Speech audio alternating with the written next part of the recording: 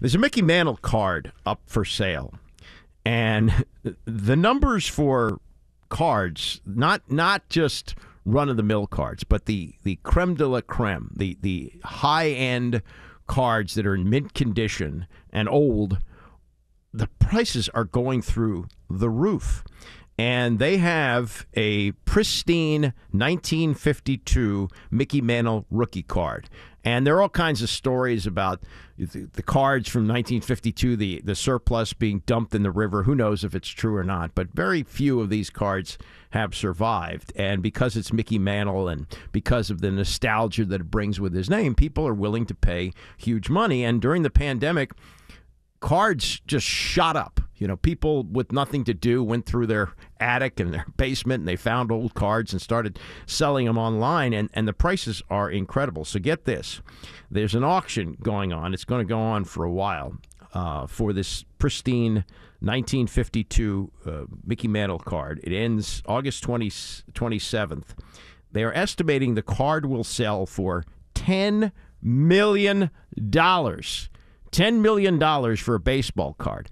I remember when the Honus Wagner card sold for, I think, $100,000, and people couldn't believe it, $100,000 for a baseball card. And Honus Wagner, it was a tobacco company that put out these cards, and the story goes that Wagner didn't believe in smoking and told the company, you have to withdraw my card from circulation. So there were very few that made it out, and somebody came up with one, and it was in great condition. It sold for $100,000. Now we're talking about a card from 1952, not 1909 like Honus Wagner, but seemingly more recent. It's a long time ago, 60 years or 70 years. I understand that, but still, going for $10 million. Here's part two of this. The card is owned by Anthony Giordano, and yes, he is a New Jersey waste management entrepreneur, as it says here, and he bought it for $50,000 at a New York City show in 1991. Now, $50,000 in 1991 for a baseball card was kind of insane. People must have thought, oh, God, this guy's out of his mind. Why would he spend $50,000? Well, he had a lot of money, and he was a big Mickey Mantle fan. He grew up idolizing Mickey Mantle, so that's why he bought the card. But it turns out the card is in such great condition that it can sell for $10 million. And this is Derek Grady, who's quoted in this AP story. He says, the quality of the card is the key. 4 sharp corners, the gloss and the color jumps off the card.